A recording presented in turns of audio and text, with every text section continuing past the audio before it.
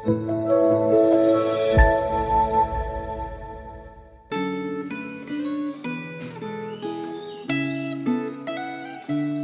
jemaat kasih dalam Tuhan, bersyukur hari ini kita boleh kembali merenungkan firman Tuhan dari Renungan Gema pada tanggal 21 Agustus dengan tema bahaya-bahaya yang dihadapi pemimpin.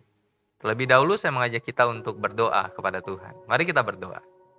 Tuhan, kami bersyukur kepadamu untuk hari ini. Kami boleh bersama-sama kembali membaca firman, merenungkannya, dan biarlah kami terus menjadi para pembelajar di hadapan Tuhan dan menjadi para pelaku-pelaku firman di dalam hidup kami.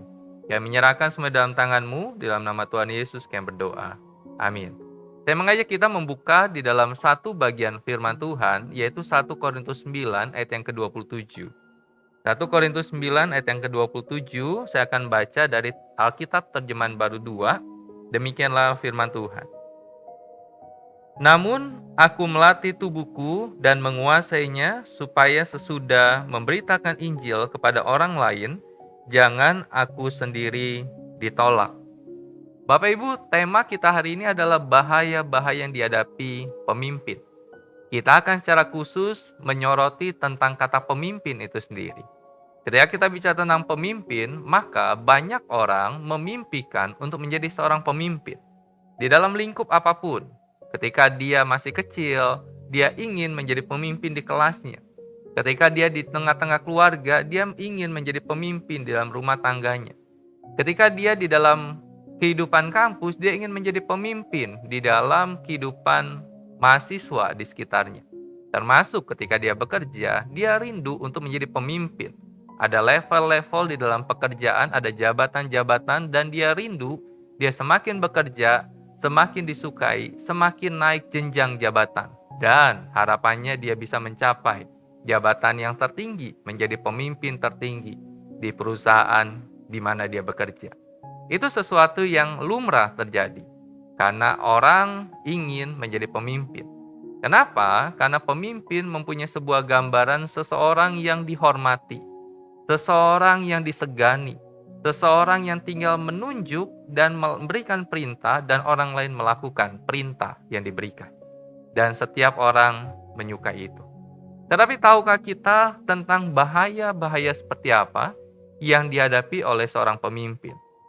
Di dalam 1 Korintus 9 ayat yang ke-27, maka di sana Rasul Paulus mengingatkan dirinya sendiri di dalam statusnya sebagai seorang Rasul Kristus, di dalam statusnya sebagai pemberita Injil yang dikenal oleh orang-orang, di dalam statusnya sebagai seorang pendiri jemaat-jemaat Tuhan di berbagai wilayah yang pernah dia layani. Tuhan pakai dia secara luar biasa. Tuhan jadikan Paulus sebagai seorang yang diteladani, bahkan menjadi seorang pemimpin bagi jemaatnya. Ketika kita melihat akan hal ini, tetapi Paulus berkata, "Tetapi aku melatih diriku, supaya nanti ketika aku sudah memberitakan Injil, maka jangan sampai aku sendiri ditolak." Dia tahu dirinya. Dia tahu dia adalah seorang pemimpin. Dan dia tahu tentang dia harus menjaga dirinya supaya tetap di dalam role-nya Tuhan, tetap di dalam jalannya Tuhan sebagai seorang pemimpin. Bahaya seperti apa yang dihadapi oleh pemimpin? Di dalam renungan Gema kita, maka penulis Gema menggambarkan bahwa setidaknya ada beberapa bahaya yang dihadapi oleh seorang pemimpin. Yang pertama adalah bahaya yang dihadapi oleh pemimpin adalah kesombongan. Sebuah kesombongan karena dia merasa dia lebih tinggi daripada orang lain. Dia merasa dia lebih baik daripada orang lain. Dia merasa dia harus dihormati oleh orang lain. Sehingga kesombongan itu muncul di dalam dirinya. Kesombongan itu bisa menguasai siapapun. Kesombongan bisa menguasai pemimpin di dalam lingkup bidang kehidupan apapun. Dan kesombongan ini bisa diuji dengan apa dikatakan di sana, dengan ujian reaksi. Reaksi seperti apa ketika seorang pemimpin itu diingatkan oleh temannya, oleh rekannya, oleh sejawatnya ketika dia melakukan sebuah kesalahan. Apakah reaksinya menerima teguran itu, atau reaksinya dia merasa dia tidak perlu ditegur? Ujian yang kedua adalah ketulusan. Bagaimana perasaan seorang pemimpin ketika menghadapi masalah dan ketika kelemahan diungkapkan kepadanya? Apakah dia tetap menerima itu, mengevaluasinya, dan kemudian memperbaikinya? Kemudian ujian yang ketiga adalah ujian kritik.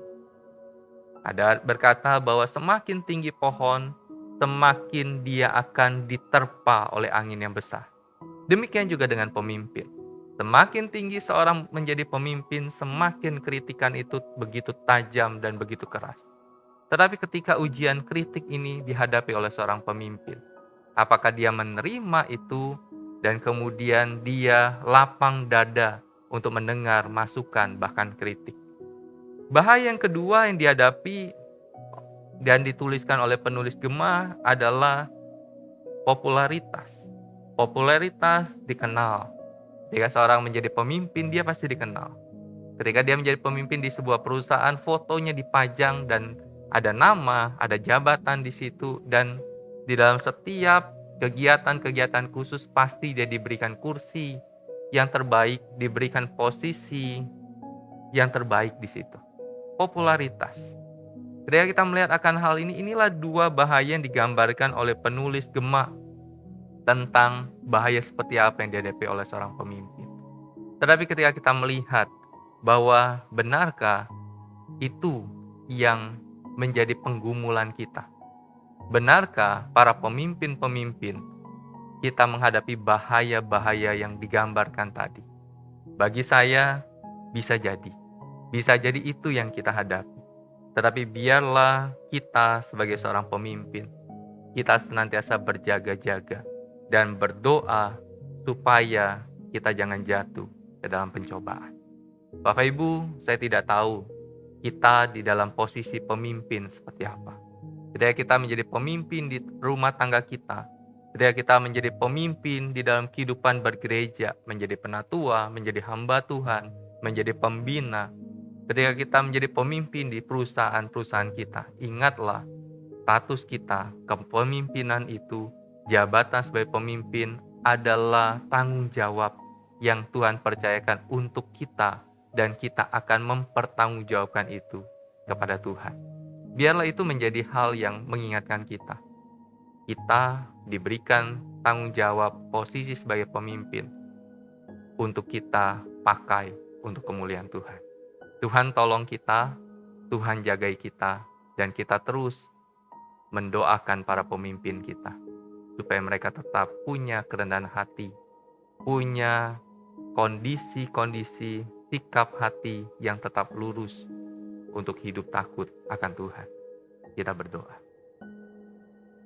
Inilah setiap kami ya Tuhan. Kami bersyukur kepadamu dan kami menyerahkan untuk para pemimpin-pemimpin, baik pemimpin gereja di tempat kami beribadah, pemimpin perusahaan di tempat kami bekerja, pemimpin-pemimpin yang lain di dalam peran mereka masing-masing. Kami berdoa kiranya Tuhan yang menolong mereka. Biarlah mereka tetap punya hati yang rendah hati. Mereka tetap punya hati yang berfokus kepada Allah, yang memberikan mereka kepercayaan menjadi pemimpin. Terima kasih Bapa, kami menyerah semua dalam tangan-Mu. Di dalam nama Tuhan Yesus kami berdoa. Amin. Senantiasa jaga iman kita, senantiasa jaga imun kita. Tuhan memberkati kita. Amin.